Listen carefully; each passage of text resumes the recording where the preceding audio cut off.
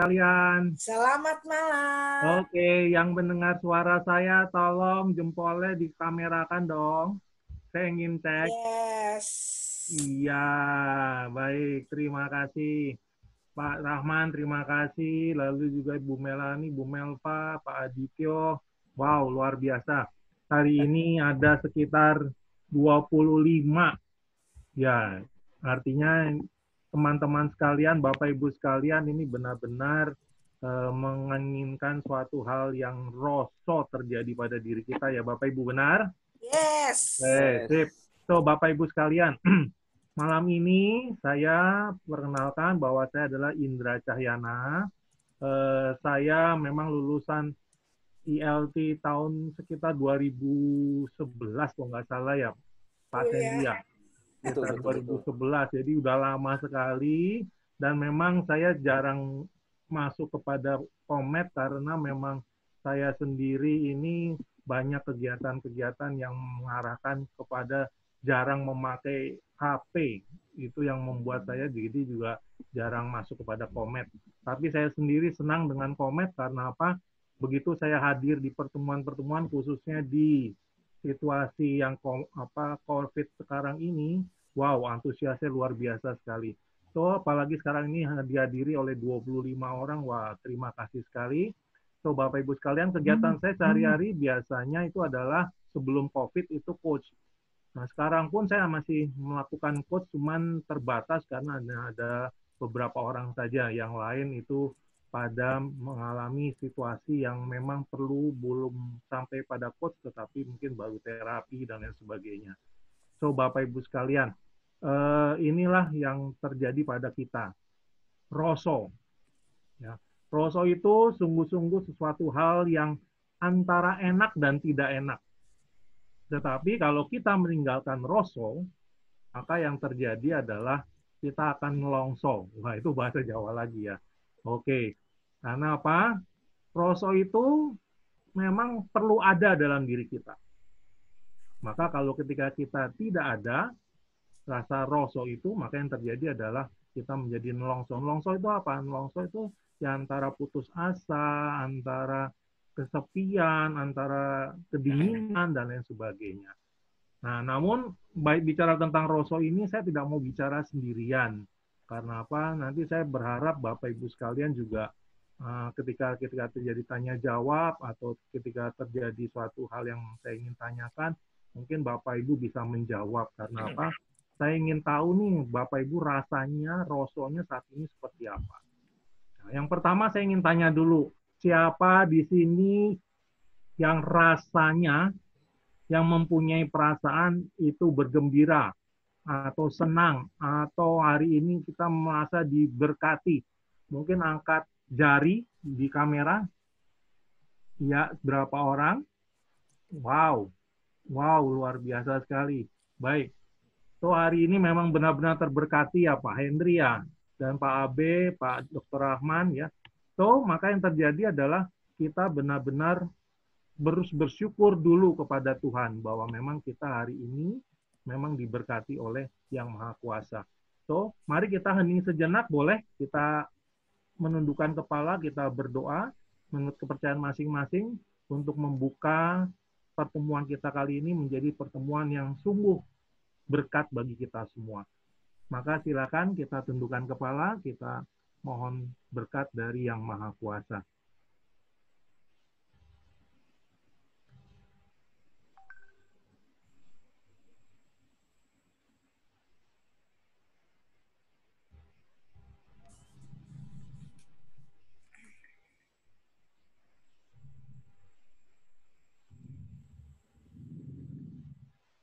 Amin. Oke, so Bapak Ibu sekalian, maka sekarang ini kita mari bersama-sama membahas sesuatu hal yang sangat-sangat menarik. Karena apa? Bahan ini saya peroleh dan saya buat karena situasi yang terjadi pada diri saya juga. Jadi selama 3 bulan terakhir ini, sampai 4 bulan terakhir ini, saya mengalami situasi yang memang tidak mudah. Tidak mudahnya di mana? Karena berbagai perasaan itu muncul naik turun. Dan juga mengalami situasi yang juga tidak enak ketika terjadi suatu peralihan, tapi juga mengalami suatu situasi kegembiraan. Ya. Maka ketika saya ditanya ketika oleh Mbak Dian, kira-kira temanya apa ya? Maka saya rasa saya mengatakan, ya saya mau ngambil tema rasa. Rasa ini apa sebenarnya? Awalnya saya memang tidak memiliki suatu aspek apa itu arti rasa. Tapi ternyata kemudian ketika saya membahas dengan Mbak Dian dan juga membahas dengan Pak Sandy, nah, ternyata muncul suatu istilah baru yang merupakan singkatan dari rahasia, sebentar, rahasia atasi self-awareness. Saya pikir-pikir, ternyata bagus juga ya situasi ini. Jadi ternyata yang saya pikirkan sebagai rasa itu, ternyata ketika saya membeberkannya kepada Mbak Dian, kepada Pak Sandy, kepada Kang Madu, ternyata mempunyai nuansa yang lebih luas lagi. Dan itu ternyata memang membuat saya juga semakin percaya bahwa ini memang perlu kita bahas pada malam hari ini. Nah, apa yang terjadi pada rasa ini? Memang di sini banyak rahasia akan terungkap, tetapi memang tidak semuanya bisa terungkap karena namanya rahasia berarti rahasia. Nah, semoga kita semua bisa mengikuti dan juga bisa saling menyumbang rasa ini. Apa yang terjadi dengan kita sekarang? Awalnya saya mulai dengan satu gambaran. Oke, siapa yang masih ingat ini siapa? Oh, saya dong. Iya, Mbak Dian. Siapa lagi selain Mbak Dian? Tadi Mungkin kayaknya bisa di-unmute, bisa. Kalau Pak Abe itu, aduh pasti itu. Iya, Pak Abe gimana Pak Abe? Jangan-jangan keluarga besar Pak Abe ini nih. Siapa lagi? Siapa lagi? Tadi ada suara tadi yang Bu Intan yang itu Bu ya. Intan ya, Bu Intan. Iya, Mbak. Iya, Pak. Mbak Iya. Marijan. Iya, Ah, siapa ini? Tadi saya Siapa pas ini, Mbak buka Intan? chat bacanya tulisannya Pak Rahman, Mbak Dian loh. Kok Mbak Dian? Oh, ternyata salah.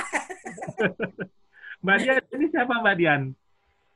Oh, Mbah M. Katanya Pak Henry mah ini Mbah M. Mbak Ken. Kalau Mbak Intan?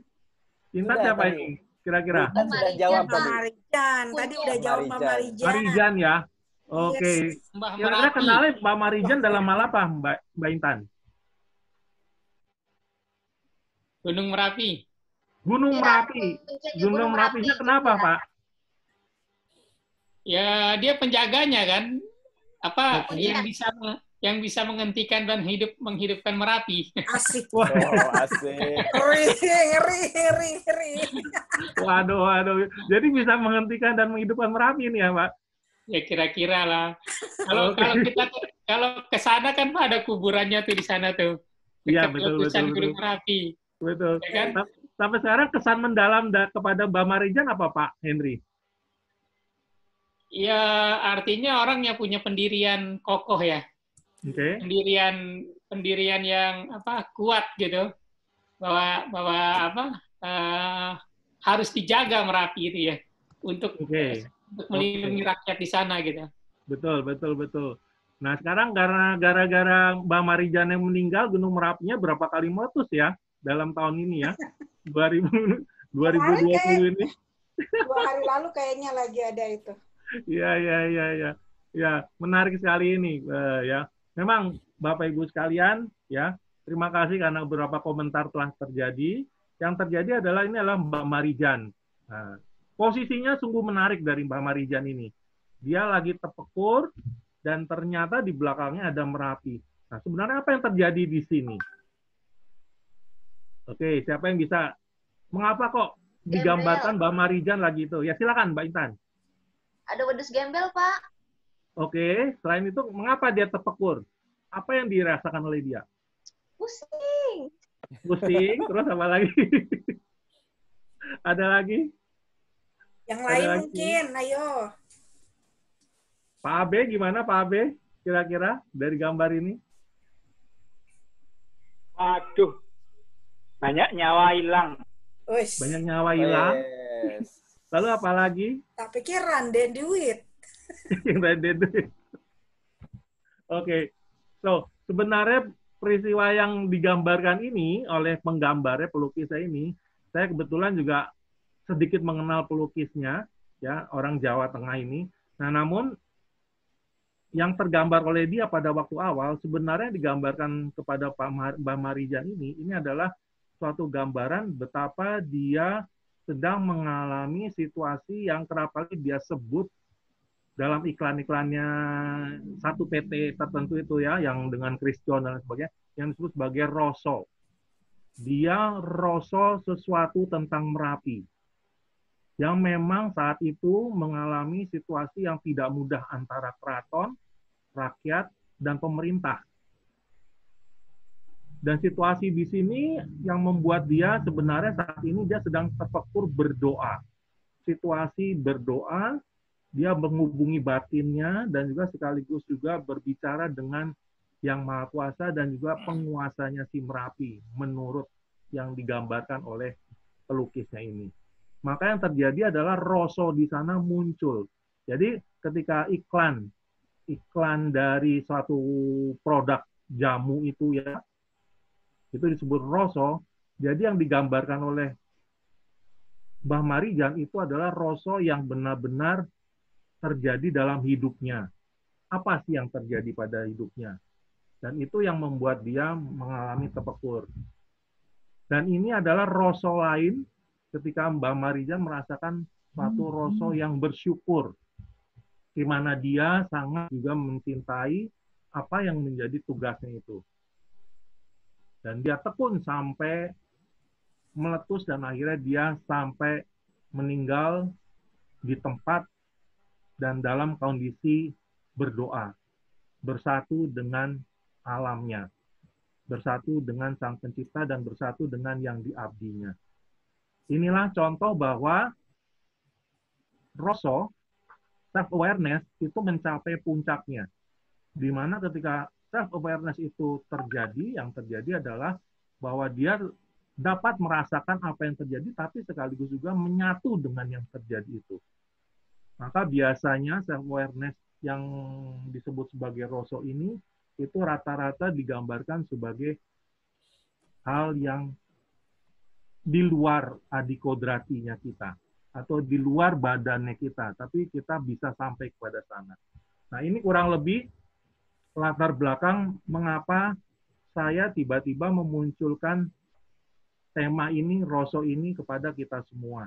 Karena latar belakangnya adalah bahwa kesatuan kita dengan alam saat ini menjadi pertanyaan yang sangat luar biasa. Masih ingat ada dokter Itali yang baru-baru ini mengutarakan bahwa sebenarnya virus corona itu akan hilang sendiri. Masih ingat? Siapa yang masih ingat? Baru 2 hari yang lalu kalau nggak salah di TV disebutkan dari dokter Itali yang mengutarakan itu. Ada yang pernah mendengarkan atau Saya jarang nonton TV. Iya. Ada? Nontonnya sinetron. Sinetron. Kita semua nontonnya IG Live sekarang. Asik. Oh iya, nontonnya IG Live. Oke. Nontonnya Zoom. Oke. Saya kebetulan juga nonton di berita, dunia dalam berita lagi. Iya benar, dunia dalam berita ya. Saya bulan nonton TVRI, habis dari suatu misa, tiba-tiba ada muncul berita itu. Nah, lalu akhirnya saya merasa, wow, ternyata corona ini juga salah satu bagian dari alam ya. Bahwa dia bisa hilang, dia bisa muncul, karena situasi yang memang saat itu terjadi. So, Bapak Ibu sekalian, kembali kepada roso sendiri. Ya. Jadi yang kita bicarakan malam ini sebenarnya adalah self-awareness, tetapi dalam konteks yang sangat dalam, di mana kita mempunyai perasaan itu sendiri. Saya akan cerita sedikit tentang gambar ini. Gambar ini mempunyai satu makna tersendiri pada diri saya. Kurang lebih sekitar 4 hari yang lalu, saya belanja ke suatu warteg atau suatu warung nasi, karena memang saya ingin melihat situasi yang sekitar saya itu apa yang terjadi. Saya bertemu dengan beberapa pemuda. Dan saya memakai masker, dan saya memakai kacamata pelindung. Tiba-tiba Kemudian ketika saya sampai di sana, saya melihat bahwa anak muda, sekitar 4 orang, itu mengerumuni warteg itu, lalu mereka tidak memberi saya jalan. Dan juga mereka tidak memakai masker. Lalu apa yang terjadi? Ketika saya mau sampai sana dan saya bilang, Mas, boleh saya ke tempat di situ? Mereka tidak bergerak apapun dan tetap ngobrol.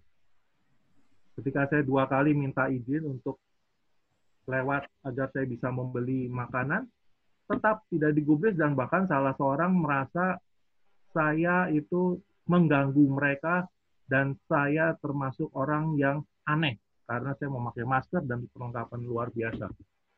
Apa yang terjadi? Kemudian saya mengatakan, maaf Mas, saya mau beli makanan di situ. Bolehkah Mas menyingkir sebentar? Rupanya kata-kata saya ini kemudian dijadikan semacam pemicu emosinya kepada saya. Akhirnya sang pemuda yang menghalangi saya itu memang menyingkir, tetapi dengan mata melotot mengawasi saya. Akhirnya saya diamkan saja, saya beli normal dan lain sebagainya. Saya berusaha jaga jarak sesuai dengan protokol kesehatan. Lalu yang terjadi adalah ketika beberapa saat kemudian, kurang lebih sekitar 10 menit, saya sambil menunggu makanan untuk masak, yang terjadi adalah mereka kemudian pulang, dan ketika pulang, 4 orang pemuda yang bersama dengan pemuda itu pada melihat saya semua dan seakan-akan merasa bahwa ini saya adalah suatu hal yang perlu dimusuhi. Lalu apa yang terjadi dengan saya hanya melihat kembali, tapi dengan wajah yang tetap tenang dan tidak menganggap bahwa itu suatu permusuhan.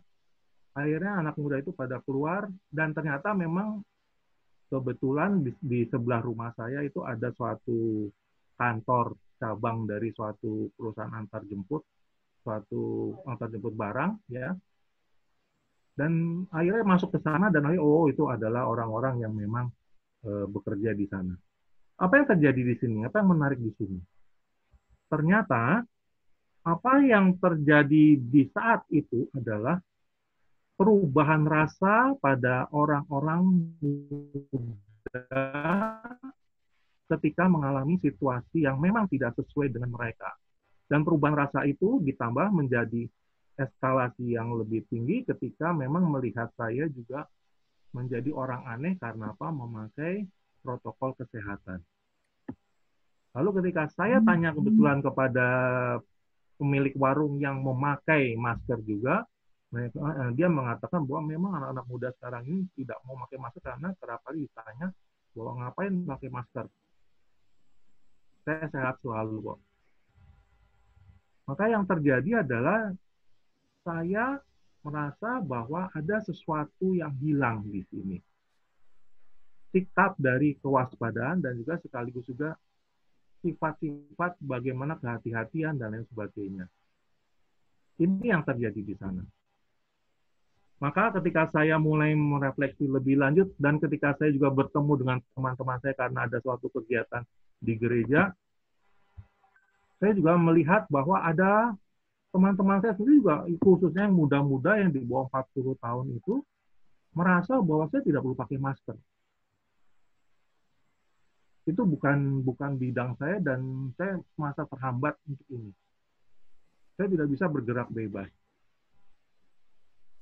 Nah, Bapak Ibu sekalian, sangat menarik ketika new normal ini akan terjadi, ternyata memang new normal ini bukan new normal sebenarnya. Yang terjadi adalah normal sebelum terjadi wabah. Karena apa? Ada perkembangan rasa yang berbeda antara pemerintah ataupun juga yang mengkhawatirkan tentang situasi yang ada, yang perlu berhati-hati dengan situasi orang-orang yang memang bergejolak saat ini, di mana banyak orang juga merasa bahwa saya tidak perlu kok ini. Tapi yang menarik lagi, Bapak Ibu sekalian, ketika saya bertemu dengan, kebetulan saya punya langganan sol sepatu dan juga ada langganan yang somai.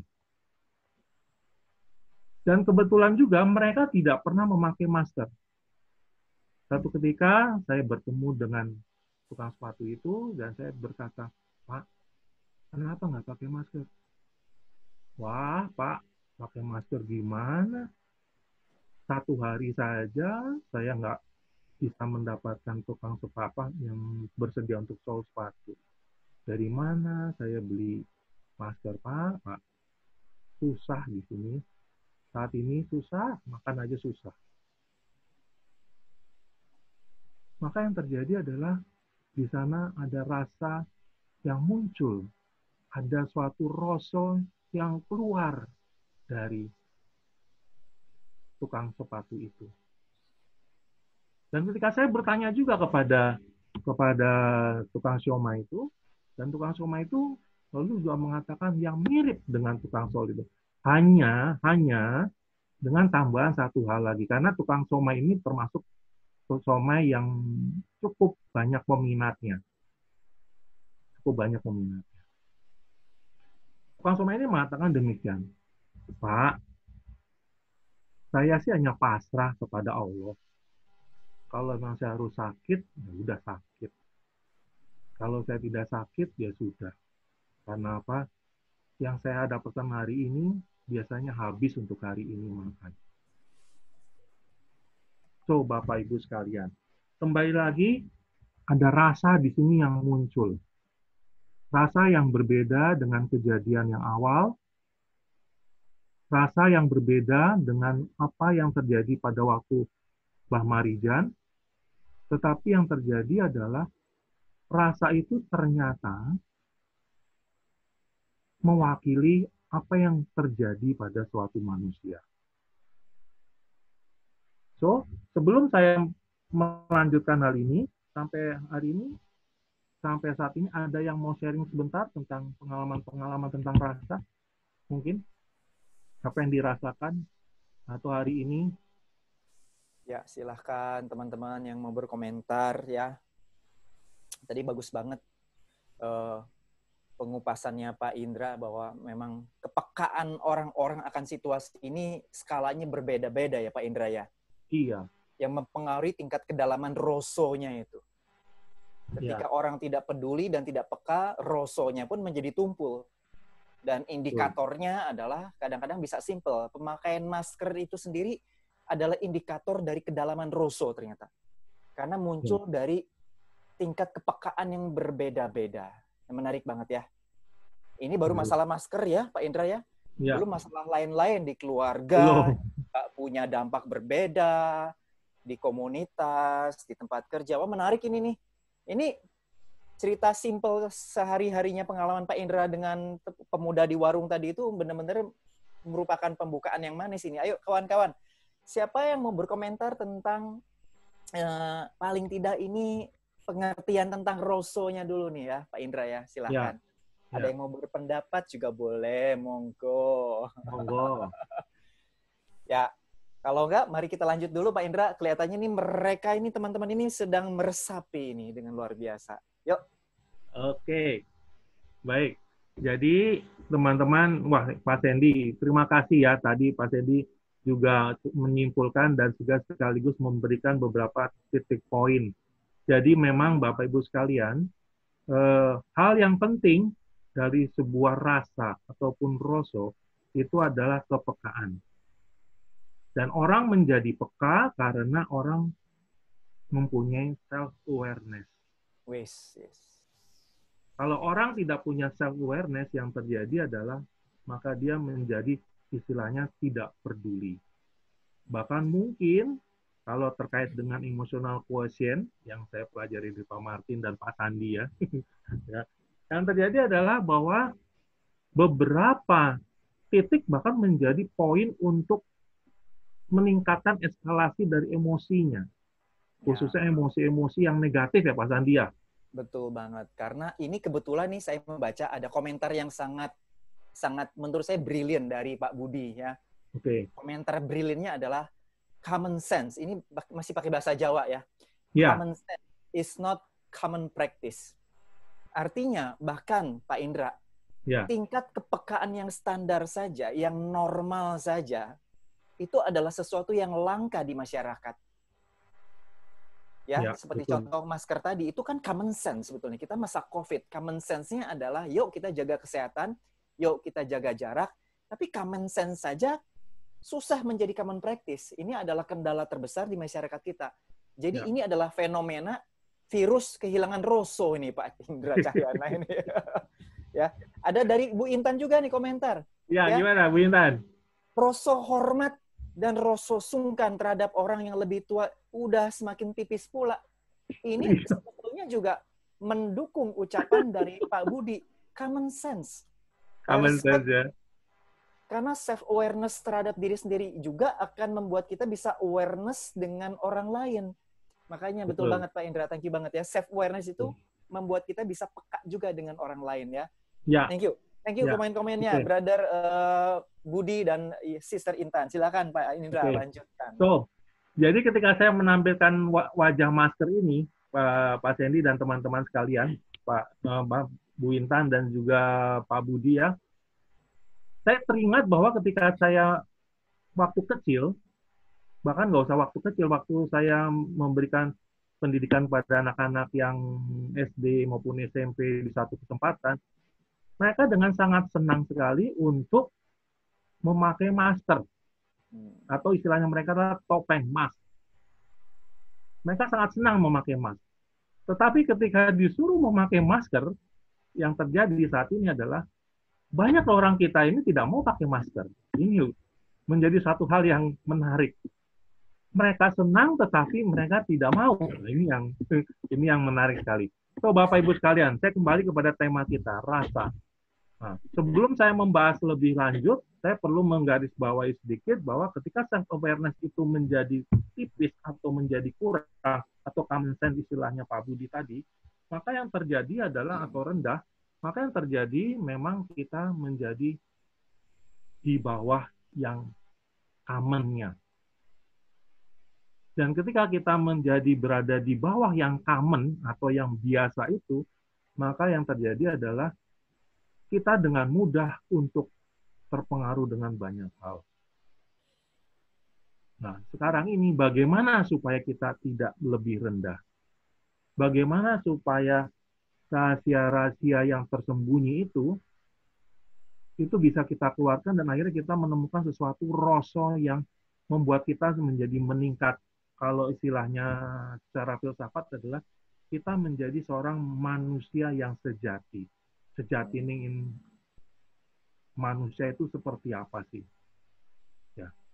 Ketika kita mau meningkatkan self-awareness yang lebih baik, maka yang terjadi adalah kita menjadi manusia yang mumpuni. Bukan karena kita punya kanuragan atau bukan kita punya karena kesaktian. Bukan. Kesaktian yang sejati itu adalah ketika kita ada self-awareness. Ini yang terjadi. So, Bapak Ibu sekalian, saya mulai dengan satu bahasan yang theoretical dulu. Ini ada gambar antara sepasang entah kekasih, entah suami istri, dan di bawahnya ada anak yang saling menyentuh. Di sini sebenarnya hendak menggambarkan bahwa ya, rasa pertama itu yang perlu kita sadari menurut pengertian. Saya mau mengajak Bapak Ibu sekalian untuk mengerti dulu apa sih sebenarnya itu rasa. Apa sih itu rasa? Karena kalau menurut KBBI ternyata rasa itu saya juga kaget. Ada 5 pengertian yang besar. Dan 5 itu ternyata 3 di atas itu memang umum diketahui oleh umum. Apa saja. Tapi yang 2 ke bawah, yang 4 dan 5, itu justru yang, kalau istilahnya saya, itu dimengerti melalui, kalau ilmu yang ada di Jawa Tengah itu disebut sebagai dari kejawen, atau dari, istilahnya adalah kebiasaan orang Jawa, dan yang ditampilkan oleh Mbah Marijan tadi, yang disebut sebagai rasa. Nah, kalau kita mau meningkatkan self-awareness, sebenarnya sangat mudah. Pertama-tama justru kita melatih rasa itu menjadi milik kita yang benar-benar kita sadari, tidak perlu berlebihan, tetapi kita bisa menyadari ini. Kita bisa merasakan ini. Nah, kerap kali 5 pengertian dasar ini kita tidak menyadarinya atau kita tidak merasakannya. Maka yang terjadi adalah self-awareness itu menjadi hilang. Nah, yang pertama, yang saya mau munculkan kepada teman-teman dan Bapak Ibu sekalian adalah self-awareness tentang yang tergambar di sini, yang disebut sebagai rasa, itu sebenarnya adalah tanggapan indera terhadap rangsangan yang diterima oleh saraf. Ya. Maka ini biasanya adalah yang terkait dengan indera-indera kita yang ditangkap oleh indera kita, entah itu indera penglihatan, indera pendengaran, indera penciuman, indera pengecapan, ya. Semuanya itu dirasakan dan diterima. Nah, pada waktu kecil kita sangat kaya bisa merasakan itu. Namun meningkatnya umur kita yang terjadi adalah kita mulai mengurangi karena tergantung dari situasi lingkungan. Konon ceritanya dahulu orang sangat mudah merasakan manis, pahit, asam, pedas. Lalu kemudian ada setengah pahit, setengah manis, setengah ini. Ya. Sekarang ini konon ceritanya juga banyak sekali, apalagi juga saya menemukan ketika saya mengajak anak-anak untuk istilahnya kami adalah retret ya, dan ketika makan bersama, yang terjadi adalah anak-anak hanya mengenal antara manis dan asin. Pedas sedikit-sedikit orang tertentu karena apa? Karena kebetulan mungkin dia suka pedas. Tetapi yang ekstrim-ekstrim itulah yang terjadi. Setengah asam, nggak ada. Yang namanya belimbing bulu rasanya seperti apa, yang berbeda dengan entah itu kunyit, dengan itu temulawak, dan sebagainya, sangat berbeda. Dan anak-anak tidak bisa menangkap itu. Mereka hanya menangkap bahwa, ini kurang manis nih. Ini terlalu asin nih. Bahkan istilah terlalu tidak ada pada mereka. Yang ada adalah hanya asin dan manis. Dan itu yang membuat saya juga semakin heran. Apakah benar ini bahwa indera-indera mereka sudah mulai tumpul. Dan itu yang terjadi. Nah, Bapak Ibu sekalian. Jadi kalau kita mulai juga tidak membina hal ini, yang terjadi adalah kita mulai kehilangan kepekaan. Maka bagaimana dengan kita? So, Bapak Ibu sekalian, kita sudah banyak makan dengan yang dipedas-pedas dan manis dan asin ya. Di tempat-tempat makannya kita dominan di sana.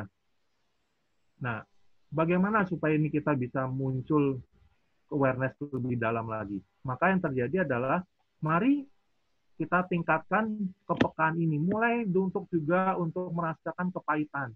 Mulai untuk merasakan juga asam-asamnya itu seperti apa. Kita mulai membedakan asamnya jeruk, bagaimana asamnya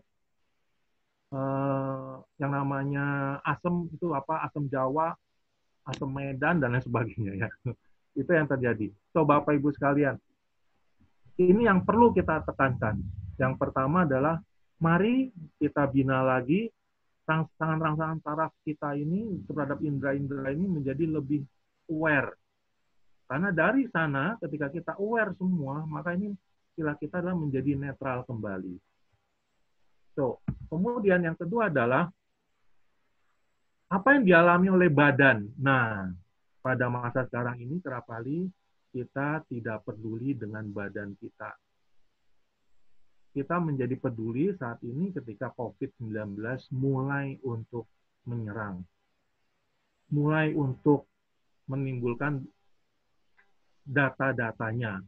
Maka ketika demam sedikit, kita segera mulai mengukur. Ketika kita batuk, kita mulai aware. Bagus sih, dengan adanya COVID ini bagus. Tetapi kemudian semoga ketika kita mengalami yang berikutnya lagi, kita tidak perlu sampai pada COVID. Kita perlu mengalami sendiri badan kita ini sedang situasinya apa. Karena ketika kita tidak aware dengan badan ini, yang terjadi adalah bahwa kita mulai menghilangkan rasa itu. Kita mulai menghilangkan rasa itu.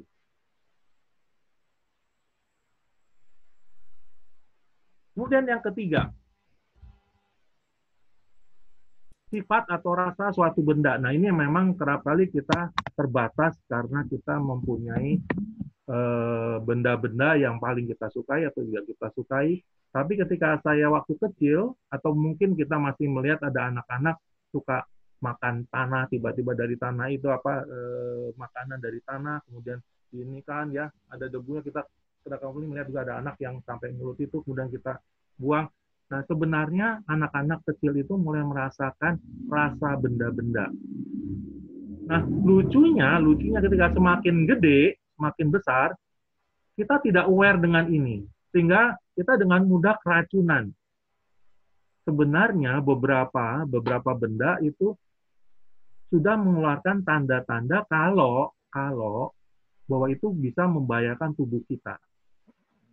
Ya, misalnya nasi basi dan lain sebagainya, atau nasi yang menjelang basi, atau juga makanan yang sudah mulai rasanya asam. Nah, kerap kali saya sendiri pernah kurang lebih 4 hari yang lalu saya pesan makanan di warung terkenal, soto yang terkenal. Dan entah mengapa ketika sampai rumah sotonya enak, semuanya enak. Tetapi nasinya itu sudah terasa bagi lidah kami ini adalah tidak pantas untuk dimakan. Dan lucunya adalah penjual tetap menjual itu dan ternyata laku.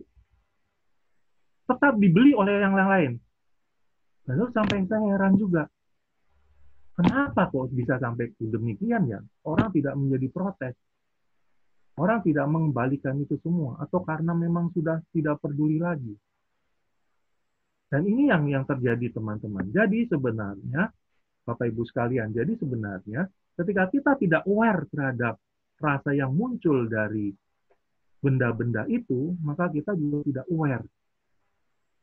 Tubuh kita menjadi imun dengan diri sendiri. Artinya apa? Kita tidak lagi punya antibodi untuk apa kalau memang benda itu menyentuh kita dan lain sebagainya. So, Bapak Ibu sekalian, sampai sini pengertian terasa yang 3 ini ada pertanyaan? Silahkan Bapak Ibu sekalian dikomentari, ini keren banget ya. Jadi kalau saya menyerap nih apa yang dikatakan Pak Indra, rupa-rupanya kalau dalam istilah IKI itu kan emotional literacy, kepekaan. Ya. Kepekaan emosi kita ternyata dibangun dari kepekaan fisik. Kalau kepekaan fisik kita kurang peka, maka kepekaan emosional kita juga jadi kurang kaya. Dan kepekaan fisik itu dibagi menjadi 3 golongan. Yang menarik adalah panca indera itu dibagi 2.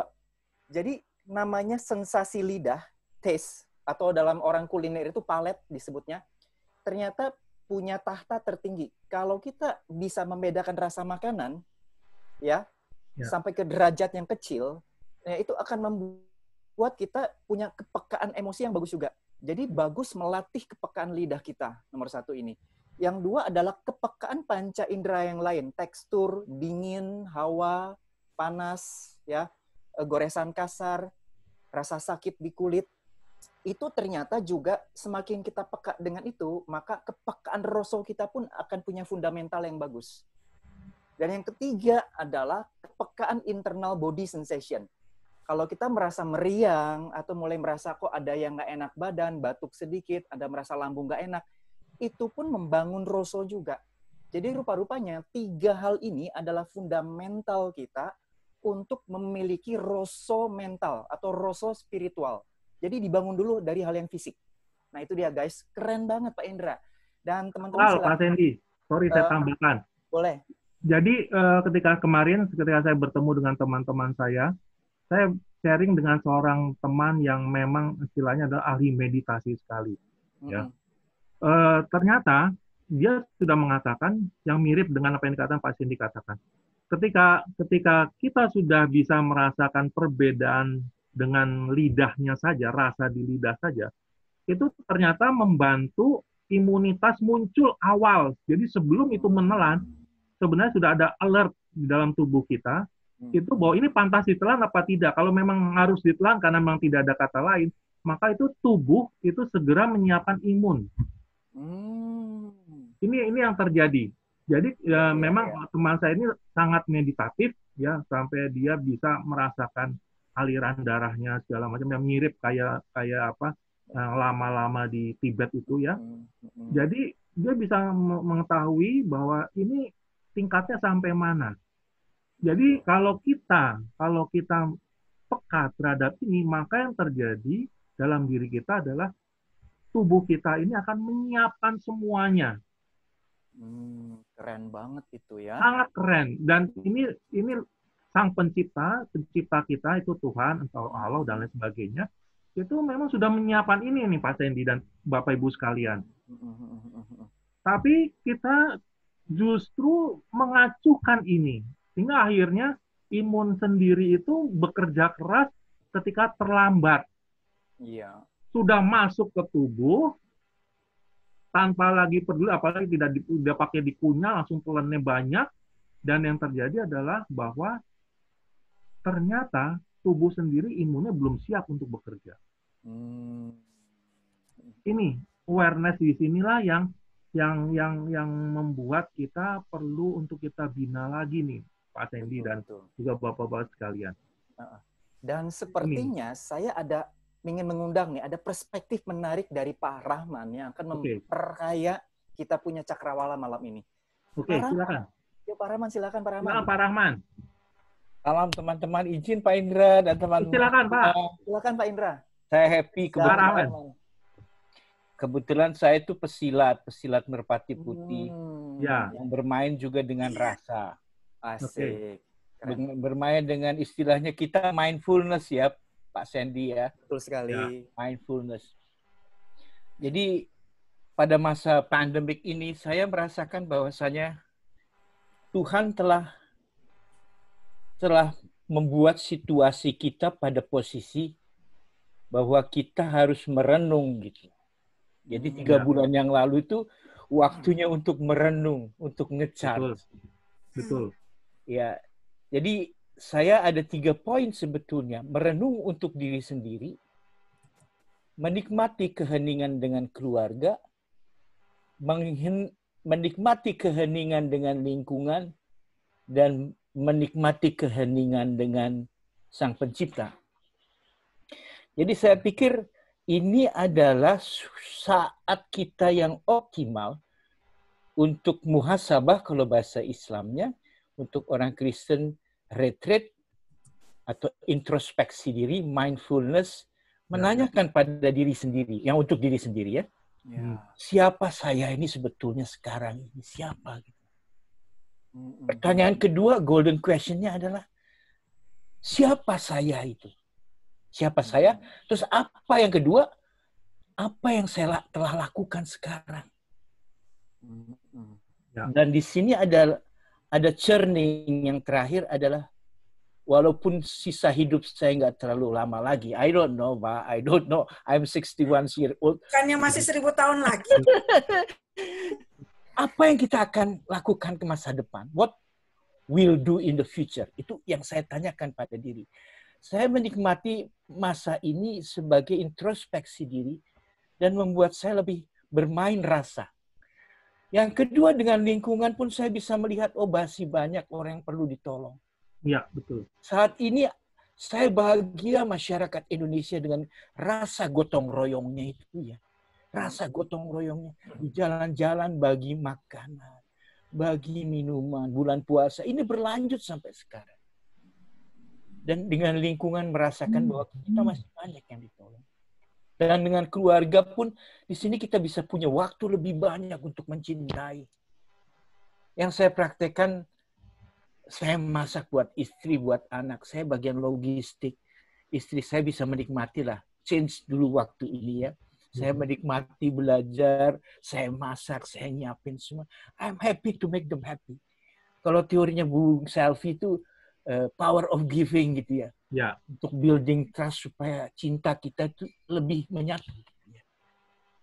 Dengan lingkungan, dari keluarga terus lingkungan kita harus banyak menolong dengan kemampuan kita yang terbatas.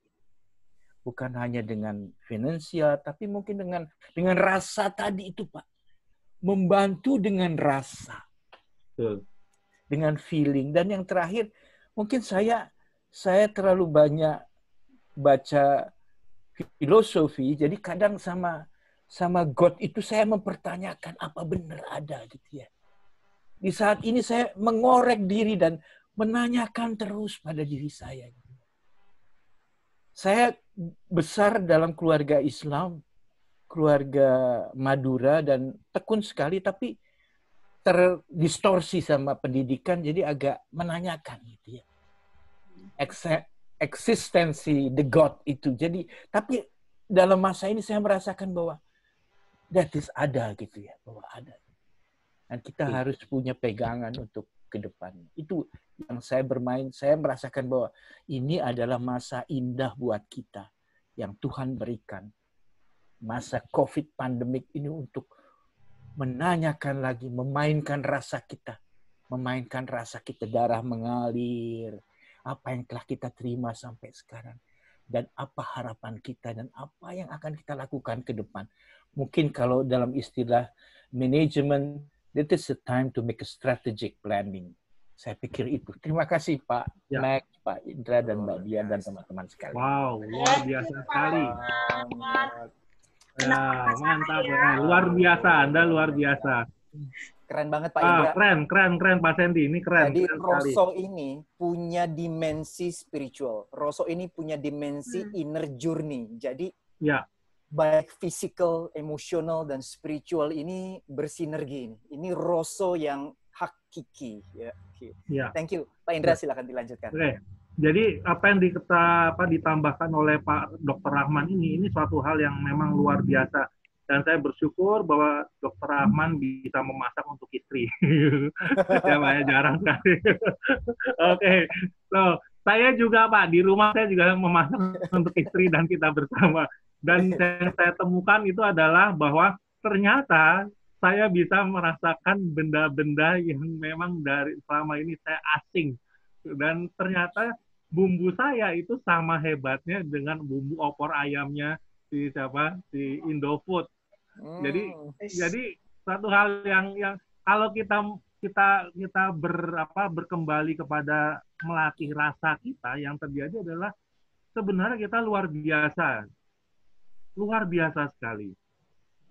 Dan kita bisa mendeteksi apapun sebenarnya. Ya. Nah, Bapak Ibu sekalian, saya hanya mengajak pada Bapak Ibu sekalian, tahap pertama untuk supaya self awareness ini menjadi bertambah, baiklah kita mulai dengan latihan-latihan ini, Bapak Ibu. Mulai untuk kembali kepada merasakan entah bumbu, entah apa dan lain sebagainya. Juga termasuk apa? Melatih untuk mencium suami, melatih untuk mencium istri dan lain sebagainya. Ya, karena apa? Karena ini kita melatih untuk kedekatan. Kita melatih untuk satu hal yang diri kita sendiri harus lebih peka terhadap itu.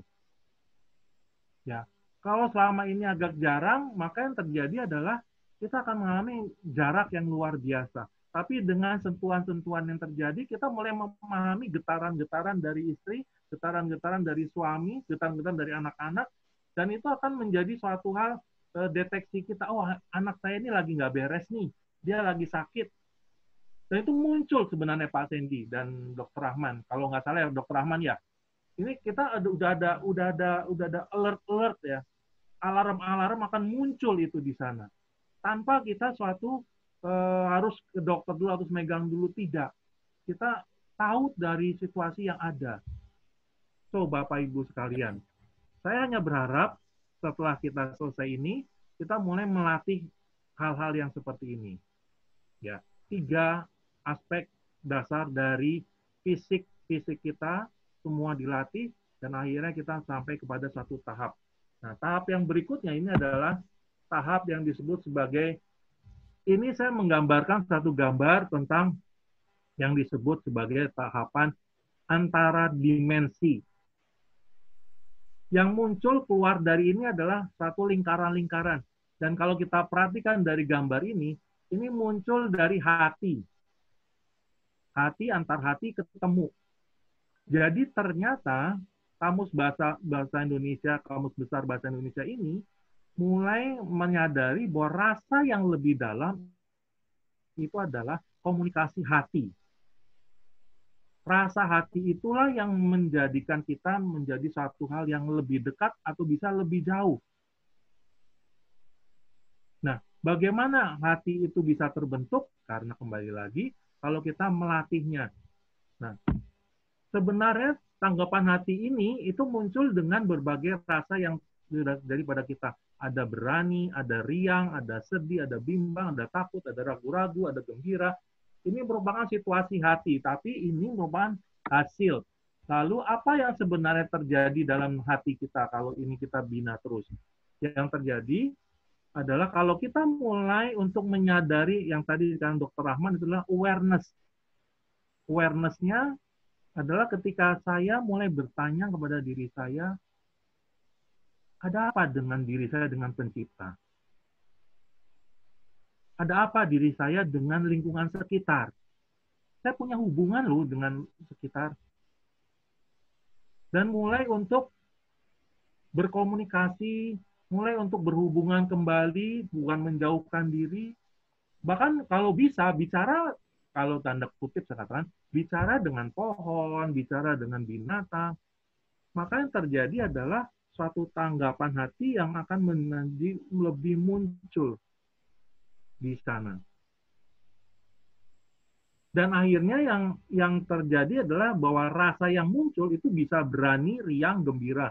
Kalau sedih, bimbang, dan takut itu sebenarnya muncul karena ketika kita merasakan bahwa kita itu sendirian. Kita merasakan bahwa tidak ada yang menemani kita. Dan lebih lagi adalah kita menjadi takut karena apa? Kita jauh dari yang sang pencipta sendiri.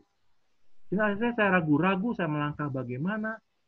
Nah, ini yang akibat yang lebih dalam ketika self-awareness itu menjadi lebih rendah. Bagaimana kita meningkatkan rasa ini?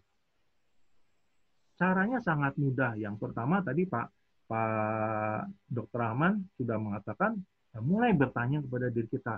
Lalu meningkat lebih lanjut apa? Yang tadi saya katakan juga adalah mulai untuk berdoa, berkomunikasi dengan yang di atas. Kemudian yang ketiga, yang sangat sederhana, ya mulai berkomunikasi pula dengan sekeliling kita. Kita aware kepada teman-teman kita aware dengan lingkungan kita aware dengan masyarakat kita. Kalau kita merasa bahwa memakai masker itu memang diperlukan, dan itu menjadi memang aware kepada masyarakat kita, supaya masyarakat kita lebih baik, lebih sehat, maka ya kita lakukanlah itu. Karena itu adalah sumbangan kita. Jadi bukan karena selalu diukur dengan diri bahwa, oh saya aman, saya ini. Dan itulah teman-teman sekalian, Bapak Ibu sekalian, tanggapan hati itu sangat penting menimbulkan rasa yang berikutnya. Dan akhirnya rasa tanggapan hati ini sebenarnya termasuk dalam bidang rasa yang disebut oleh Mbah Marijan tadi. Rasa. Kalau kita tidak punya hati, yang terjadi adalah musnahlah sudah. Kita menjadi orang yang sangat sekali tidak hati-hati. Karena kita tidak punya hati, bagaimana kita hati-hati? Kita tidak waspada. Tapi begitu kita punya hati, yang terjadi adalah bahwa kita menjadi orang yang menjadi kuat dalam banyak hal. Kemudian yang lebih meningkat dari satu rasa itu adalah yang disebut sebagai pendapat atau pertimbangan baik buruk, salah atau benar. Ini adalah buah berikutnya dari tanggapan hati. Bahwa komunitas, itu yang tadi saya katakan, rasa komunitas artinya apa? Saya bersatu dengan keprihatinan komunitas kita itu ada apa. Dan kalau kita sudah punya keprihatinan, kita punya toleransi yang dikatakan Pak Dr. Ahmad tadi, bahwa kita sifat gotong royong itu ada dan sebagainya, akhirnya kita sangat erat satu sama lain dan akhirnya kita bersama-sama menghadapi ini sebagai situasi yang memang saling mendukung. Dan muncullah yang disebut sebagai rasa kemanusiaan. Rasa kemanusiaan ini sebenarnya terkait pula dengan yang disebut sebagai peri kemanusiaan. Jadi kita nonsen kalau kita tidak punya hati bicara tentang peri kemanusiaan. Peri kemanusiaan itu terkait erat dengan komunitas dan yang terjadi berikutnya. So, Bapak Ibu sekalian, mari kita menyaksikan ada satu film. Pak Sandy bisa bantu saya filmnya karena Boleh, suaranya oke. kecil. Baiklah ya. Yuk teman-teman sekalian, mari kita saksikan film yang akan saya tampilkan dari Ya. laptop saya di share Bapak dulu ya. stop share dulu kali ya Pak Indra. Oke, stop Ya, share saya ya. silakan. Oke, sudah munculkah yang punya saya? Mhm. Sudah Ini kelihatan? menarik nih. Kalau udah ngomongin rasa, nah yang satu Oke. ini mungkin ada beberapa dari Bapak Ibu udah pernah menonton kali ya. Tapi Bapak Ibu Anda sudah pernah nonton? Saya sih berkali-kali menonton film ini. Buat saya pribadi ini film yang sangat tepat gitu ya Bapak Ibu. Bagi Anda yang belum, nah coba Anda nikmati dengan baik film yang satu ini. Oke, selamat menyaksikan.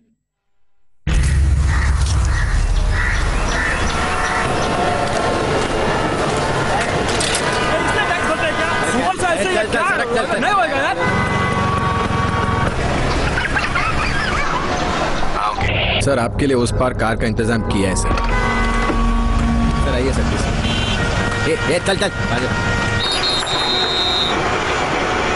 इधर जाओ बोलना क्या बात करता है क्या ऊपर से जाएगा क्या ऊपर से जा जा गया मंचो I hate this country. कुछ करो ना. अब मैं वहां जाके क्या उखाड़ लूंगा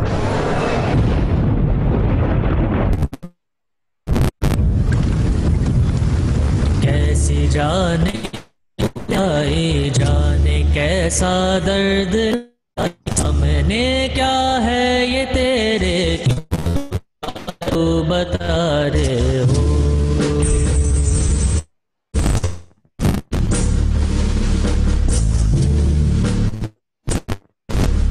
कौन तुझको पार लेगा वो मसीहा मुझसे है वो ही है तू वही है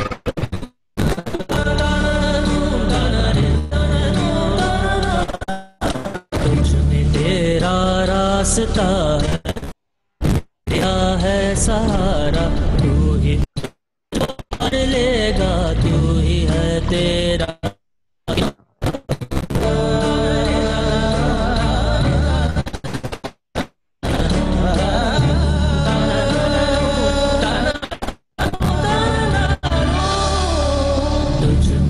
रास्ता है तुझ में तेरा है सहारा तुझको पार लेगा तू किनारे से ढूंढता है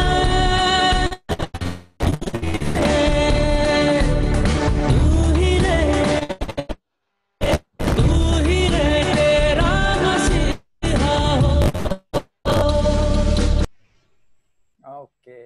Iya, terima kasih Pak Sandy. Sama-sama. Silahkan Pak Indra. Iya, saya lanjutkan. Jadi,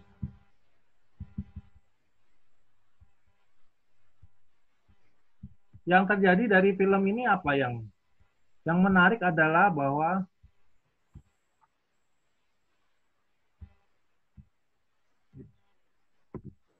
salah. Oke. Bentar. Oke, sambil menunggu Pak Indra menemukan filenya, saya boleh menyimpulkan Pak Indra ya? Silakan. Jadi tadi setelah diawali dengan 3 cara kita mengembangkan rasa ini, yang pertama adalah physical. Ya, physical itu mencakup 3, yaitu yang dirasakan di lidah kita, yang dirasakan di tubuh kita, stimulus luar, dan yang dirasakan tubuh kita di dalam. Lalu ditambahkan unsur keempat kelima yang lebih dalam lagi, yaitu empati. Empati internal terhadap diri sendiri, ya, mempertanyakan keberadaan diri sendiri, mempertanyakan perasaan yang sedang dialami di dalam diri sendiri, mempertanyakan eksistensi diri, ya. Yang berikutnya adalah empati eksternal, yaitu empati terhadap kondisi sosial, kepekaan, kepedulian, ya, dan sebagainya. Nah, ini yang akan dilanjutkan oleh Pak Indra. Silakan Pak Indra.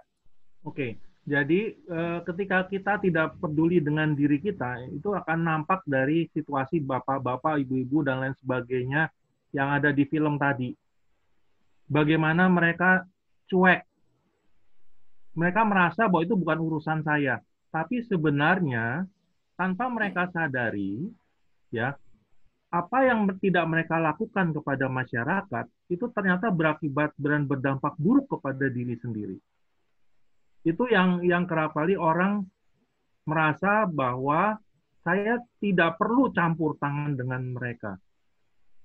Kalau ada satu ilmu yang disebut, kalau Bapak Ibu pernah mendengar Ho'oponopono, itu suatu ilmu yang ada dari Hawaii, itu sangat menekankan sekali bahwa saya sedikit banyak akan terlibat terhadap situasi-situasi orang lain maupun juga sekitar kita. Jadi kalau ada misalnya bencana, entah itu COVID atau gunung meletus, itu ada bagian dari kita yang menyebabkan hal itu terjadi. Nah, kalau kita membina rasa itu lebih dalam, maka yang terjadi adalah kita akan menyadari saya punya andil terhadap situasi itu. Ada suatu eksistensi kita yang terlibat di dalamnya. Tadi Pak Rahman tuh mengatakan ada eksistensi di sana. Jadi eksistensi saya itu tidak akan berdiri sendiri.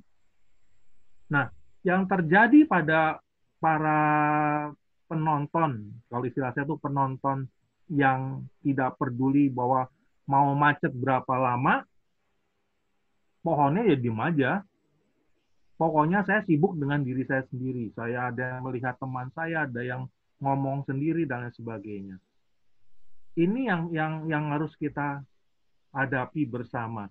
Bahwa, kembali lagi, ketika rasa itu muncul, kita perlu sebagai anak kecil yang tadi awareness, bahwa saya terlibat di dalamnya. Empati itu bukan sekedar empati, tetapi empati itu perlu ada action. Dan action itulah yang menyebabkan saya akan berbuah positif atau negatif terhadap hidup saya.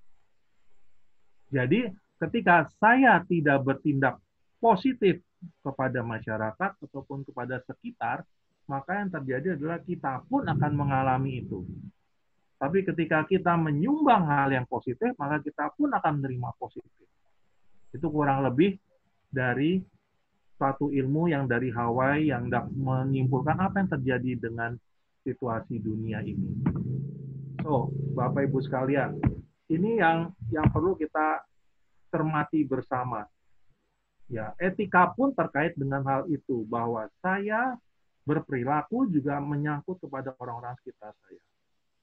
So, Bapak Ibu sekalian, nah sekarang ini bagaimana cara kita meningkatkan lebih lanjut? Sebenarnya sangat mudah dan Bapak Ibu sekalian sudah tahu apa yang terjadi dan bisa melakukannya. Sangat sederhana sekali. Saya memakai suatu singkatan dari HOPE. HOPE itu singkatan pendek yang saya memakai bahasa Inggris karena supaya bisa mudah diingat, dan ini adalah HOPE ini memang kerap kali diucapkan oleh orang-orang. Dan ini merupakan simbol suatu harapan. Memang saya berharap kita semua bersama-sama setelah selesai ini juga mewartakan bahwa mari kita sadari dari diri kita bahwa kita bisa merasakan lebih baik lagi dan akhirnya kita berkembang. Dan ketika kita berkembang mempunyai rasa, yang terjadi adalah kita menjadi manusia seutuhnya. Bukan sekedar saya sebagai manusia pribadi, tetapi juga saya sebagai manusia yang lain juga, bersama dengan yang lain. So, hope yang pertama adalah,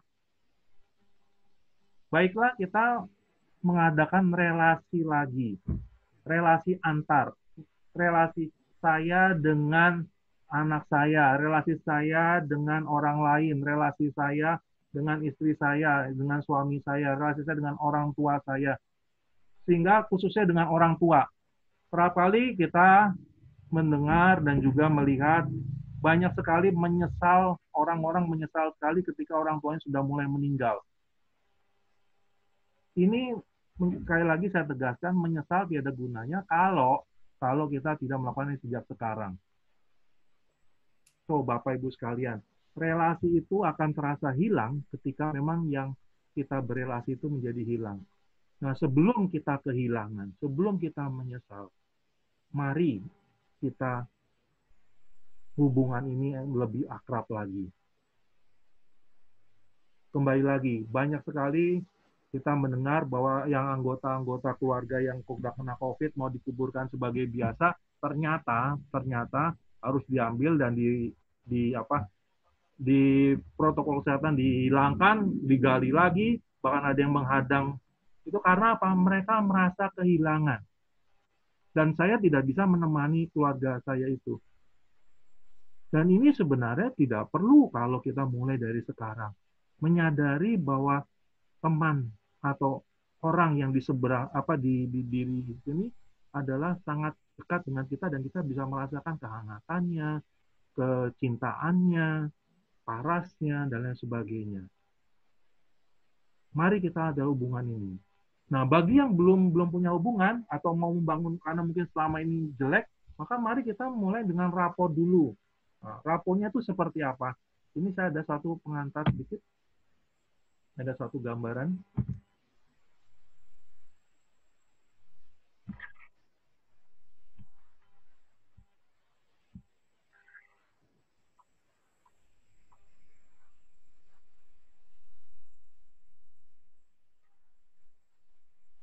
Jadi kita mulai dengan disebut sebagai kesamaan badan.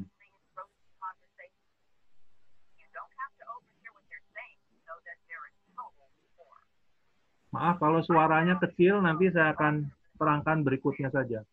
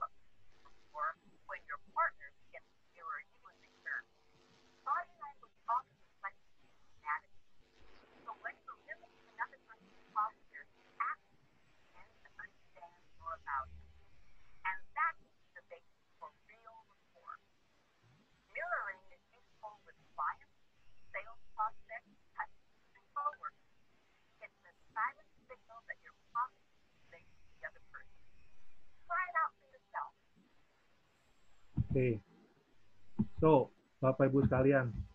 Jadi tentang film tadi yang terjadi adalah bahwa kita perlu menyadari awal pertama dari sebuah hubungan relasi, mari kita antar dengan suatu situasi yang lebih dalam lagi, yaitu apa? Diawali dengan suatu kesamaan. Dan kesamaan itu, atau yang disebut istilah tadi adalah mirroring, kesamaan itu kesamaan yang melontarkan rasa satu sama lain. Jadi kita bisa merasakan orang lain justru kalau kita bisa mirroring. Mirroring itu berbeda dengan mimicking. Mimicking itu kita mengikuti aja apa yang terjadi, tetapi mirroring itu bukan sekedar mengikuti atau menyamakan, tapi saya benar-benar menyamakan yang disebut sebagai nuansa-nuansa yang ada di dalam orang itu, sehingga saya bisa merasakan orang itu. Nah, ketika mirroring itu sudah terjadi dan ketika kita sudah membangun kesamaan dengan hubungan dengan awal dengan sangat bagus, maka muncullah yang disebut sebagai obrolan. Nah, kesamaan ini juga bisa dibangun melalui obrolan, baik itu melalui verbal maupun non-verbal. Nah, kepada anak-anak maupun kepada orang lain, kita bisa terapkan melalui satu film ini. Film ini hendak menggambarkan betapa ya bahwa hubungan itu bukan sekedar di offline saja atau bertemu dengan orang itu langsung, tapi hubungan itu bisa dibangun juga melalui yang disebut sebagai ketika kita lagi streaming. So, Bapak Ibu sekalian, kita akan melihat apa yang terjadi kalau memang lagi streaming.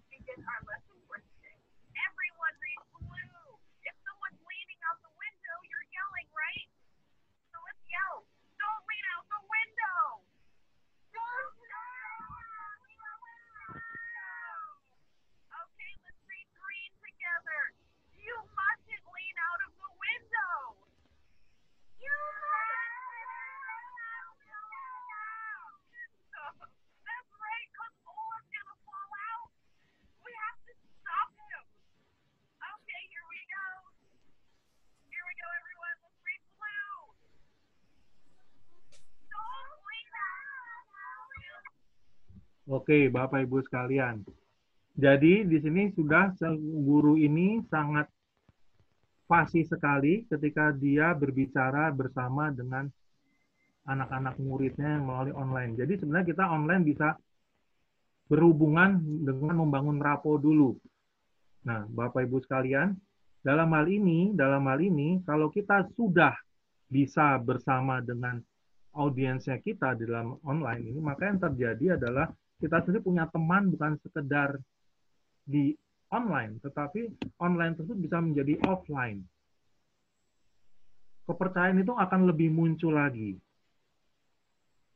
Jadi, Bapak Ibu, ya, alangkah baiknya kita ngobrol juga selama pandemi ini ketika kita tidak bisa bertemu offline, baiklah kita online, tapi juga dengan mengikuti kata-kata yang tadi diucapkan. Tadi guru itu mengatakan bahwa, oh, kamu punya mahkota.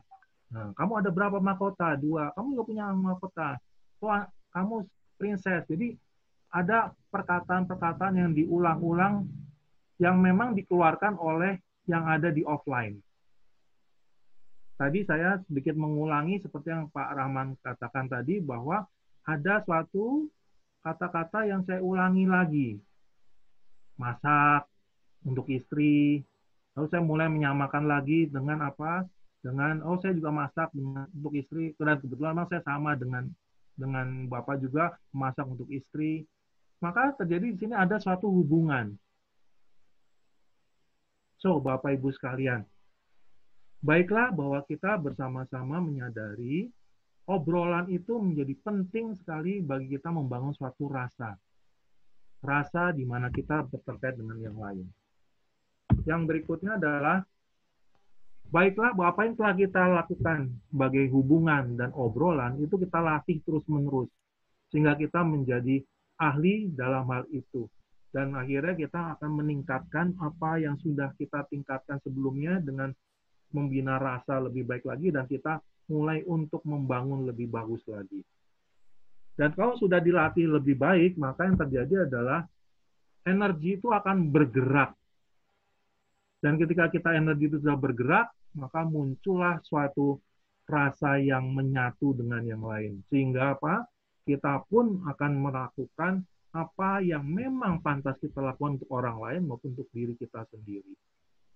Dan akhirnya, bagi diri kita sendiri, kita akan berbuah, eksistensi kita akan menjadi semakin muncul, dan ketika eksistensi itu kita muncul, maka yang terjadi ketika kita semakin dalam, maka kita akan semakin tahu apa kaitannya dengan Sang Pencipta kita. Apa yang akan kita lakukan dengan yang orang lain. Dan apa yang akan terjadi kalau kita bersama-sama melakukan itu semua. Inilah kehebatan dari rasa. Inilah bahwa kita punya kekuatan untuk itu. So, Bapak Ibu sekalian, ini sharing saya, apa yang saya lakukan dan juga apa yang saya temukan ketika masa pandemi ini. Dan saya merasa bahwa saya berterima kasih sekali bahwa teman-teman masih tetap setia sampai akhir, dan saya mengharap bahwa kita yang ber-20 ini, tadi ber-25, dan sekarang ber-20, dan mungkin juga yang 5 yang live bulan ini, bersama-sama mari kita tingkatkan rasa kita, sehingga eksistensi kita menjadi suatu hal yang bermakna bagi kehidupan kita, dan juga bagi kehidupan sekitar kita. Demikian, Bapak Ibu sekalian, terima kasih ya atas semuanya. Mari kita hening sejenak, kita tundukkan kepala, kita bersama-sama berdoa. Kembali lagi bahwa kita berterima kasih karena semua atas penyelenggaraannya. Kita hening sejenak, kita tundukkan kepala.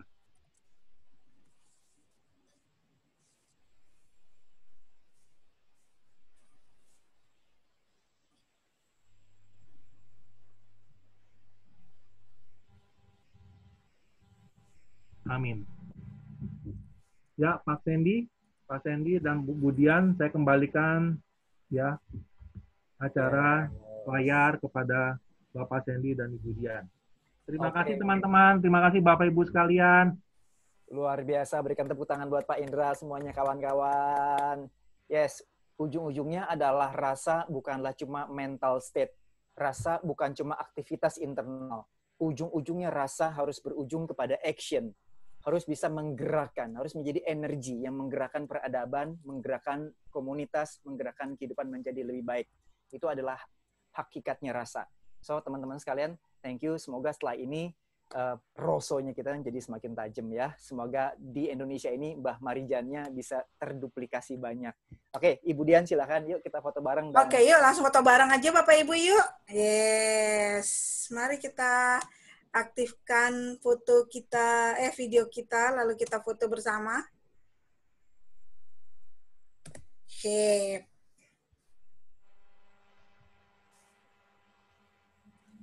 Oke, mari Pak Budi, Pak Andi, Pak Boni, Pak Bu Renita, Pak Putri dengan Pak Ian mau tampilkah foto bareng kita? Sip. Oh, saya pikir Pak Anyan itu udah tampil.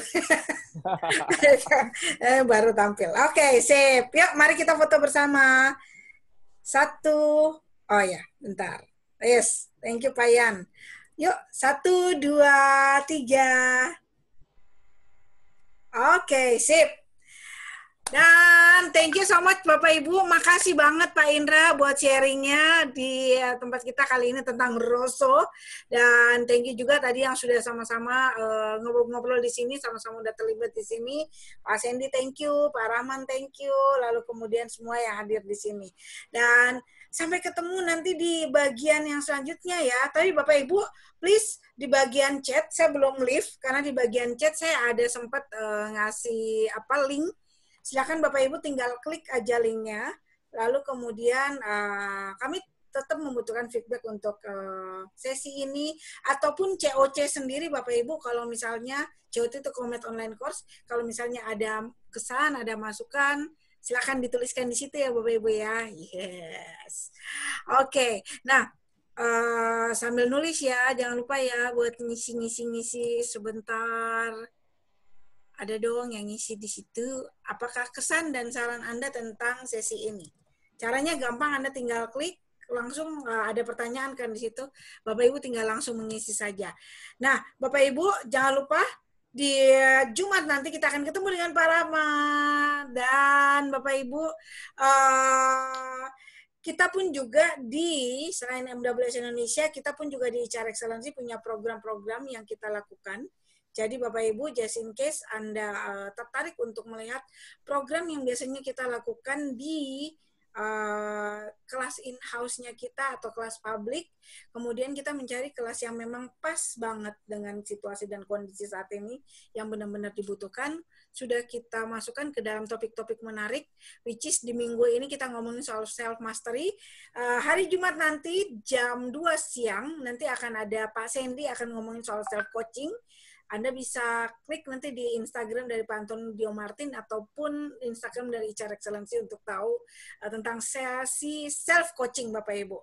Kasih coaching orang lain itu udah banyak yang memberikan. Tapi untuk men-coaching diri sendiri, prinsipnya kan sebenarnya gini, jangan urusin orang lain dulu kalau kita sendiri belum beres gitu kan Bapak Ibu. Nah, makanya Pak Sandy nanti akan men-sharingkan tentang self-coaching seperti apa. Di minggu depan kita akan banyak ngomongin soal komunikasi Bapak Ibu. Communication Mastery. So Bapak Ibu, kalau Anda tertarik dengan program online learning program kita, silakan Bapak Ibu Anda ceki-ceki aja di Instagram dari Pak Antoni Dio Martin dan HR Excellency. Yes. Ada lagi bagi yang mau masukkan evaluasinya, saya akan tetap buka evaluasinya, tapi please Bapak Ibu, Anda harus klik dulu, supaya begitu saya tutup, takutnya kan Anda udah nggak punya linknya lagi. Yes, oke, kalau begitu Bapak Ibu, dalam waktu beberapa detik, kita langsung say goodbye buat semuanya. Dan saya berharap Bapak Ibu, yuk kita balik lagi di hari Jumat nanti ya. Oke, thank you so much. Bye semuanya. Thank you all. Thank you semua partisipasinya dan tetap jaga kesehatan. Yes, jaga kesehatan semuanya. Oke. Saya end meeting ya. Bye all. Okay, bye. Sampai jumpa. Sampai jumpa. Terima kasih semua. Sampai jumpa Pak Terima kasih Henry. semua. Sayang. Terima kasih. Terima kasih Pak Rahmat. Terima kasih udah Pak berbenar Henry. ya Pak Derajat ya. Mau makan. Kita, Pilihan, terima kasih. Pak Derajat, terima kasih. Pak Indra, makasih. Makasih. Pak Boni, makasih. Pak Boni, Bu Evina, Pak Darmawan, Pak Yan, terima kasih Pak Yan. Terima kasih semua, senyumnya terus mengembang ini kelihatannya. Yo Pak Henry, apa kabar? Kelamaan WFA senyumnya terus mengembang. Benar. Oke, Dan. Oke. Ya, bye. Oke, Pak Henry. Bye.